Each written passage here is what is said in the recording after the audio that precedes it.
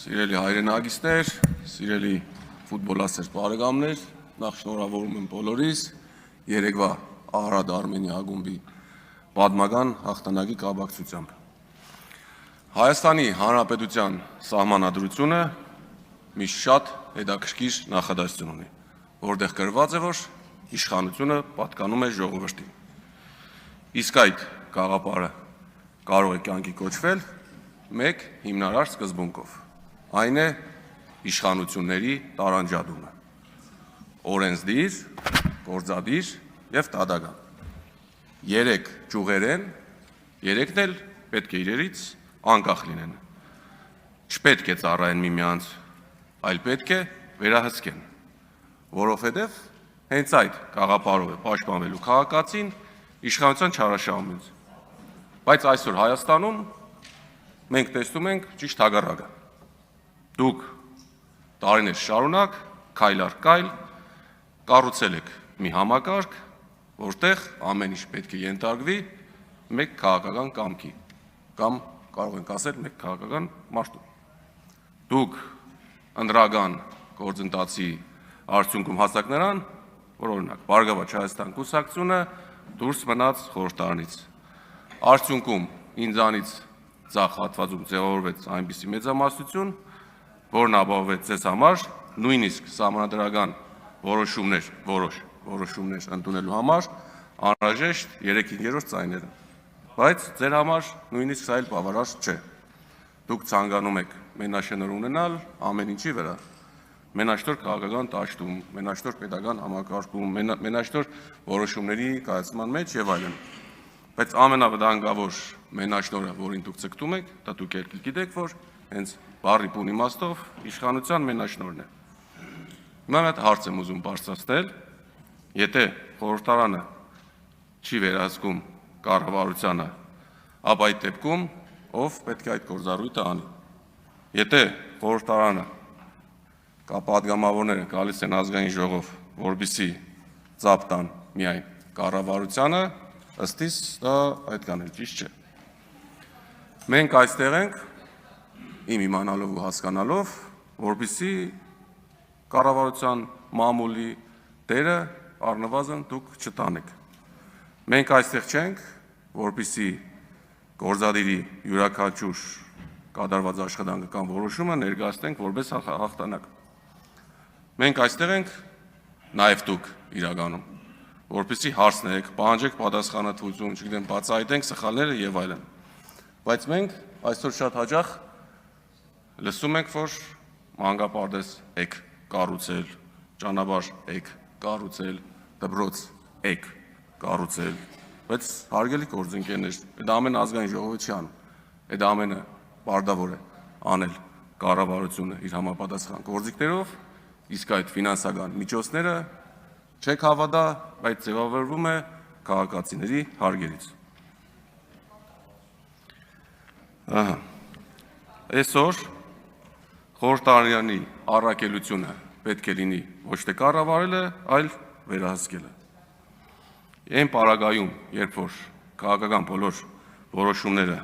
կախված են լինում մեկ քաղաքական կամքից, այլևս այդտեղ չի գործում իշխանությունների տարանջատման կարևորագույն սկզբունքը։ Ամենայն անգեղծում չեմ էլ ուզում անդրադառնամ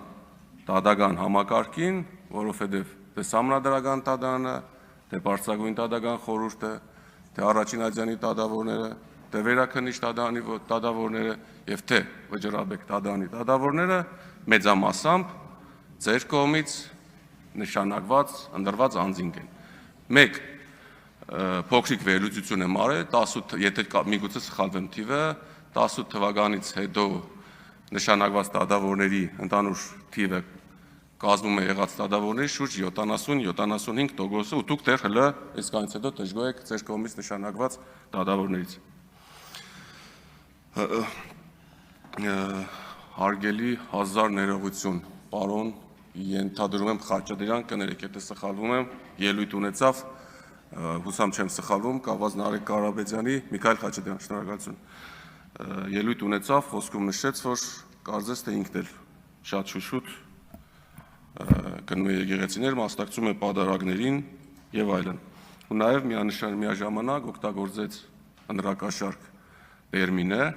տեսեք հարգելի պատգամավորներ, հարգելի գործընկերներ, երբ որ դուք ձեզանից մեկը խոսում է բարեկրթությունից, երկրորդը դուրս է գալիս խոսում է ընդրակաշարքից, օգտագործում է ընդրակաշարքի եզրույթը, միանշանակ առնվազն ինձ իրավունք է տալիս անտեսելով անմեղության կանխավարկածը ամենայն հարգանքով եւ հազարներություն պարոն Կոնջորյան քրեական վարքա նախաձեռնված խուլիգանության առումով ես այդ մարդուն անվանեմ խուլիգան, բայց երբևէ ոչ իմ անձած ճամփեն, ոչ իմ դաստիարակությունը նման բան թույլ չի տալիս։ Ասեմ ավելին, սա ուղղակի չասեցի ասելու համար, երբևէ իմ բերանից նման բան չեք լսի։ Պարոն Խաչատրյանը, եթե գնում է եկեղեցի մասնակցում է պատարագների, վստահ եմ նաև Սուրբ Գրքի շատ կարևոր հատված կիմանա, որտեղ ասում է, որ եթե որևէ մեկին իմաստություն է պակասում, թող խնդրի եւ նա կստանա։ Պարոն Ալեքսանյան, անցած քննարկման ժամանակ, եթե չեմ սխալվում, պարոն Ռուբինյանի ընտրություններ, ես ձեզ հարց տվեցի կապված վերջապես իմ մասով քաղաքական քաղբանդարգյալ լինելու առումով։ Դուք չպատասխանեցիք այդ հարցին։ Ես իրականում այդպես էլ չհասկացա ձեր քաղաքական գնահատականը այդ արդով։ Դուք նշեցիք եղել եմ Գյումրու համայնքապետարանի աուտսորսով ներկայացուցիչը,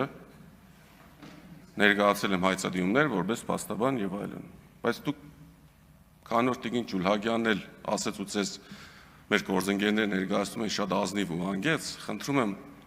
ձեր ելույթում, եթե հնարավորություն կլինի, շատ փոքրիկ անդրադարձ կատարեք, այդ աուտսորսի առաջարկը ում կողմից էր ինձ ներկայացվել։ Եթե ճիշտ եմ հիշում, տարեթվի 2018 թվականն էր, Ազգանու Պապիկյան, բայց Սուրեն չէ։ Խնդրում, եթե հնարավորություն կլինի, քննարկենք այդ մասը, եթե չէ, շատ լավ։ Հարգելի գործընկերներ, ամենայն հարգանքով ուզում եմ հիշեցնել իշխանական պատգամավորներին, որ սահմանադրության մեջ դեռևս գործում է իշխանության տարանջատման սկզբունքը։ Ու պետք է հիշել, որ մանդատը դուք ստացել եք ժողովրդից, ոչ թե գործադիրից, ուտ օգտագործման հրահանգով։ Շնորհակալություն։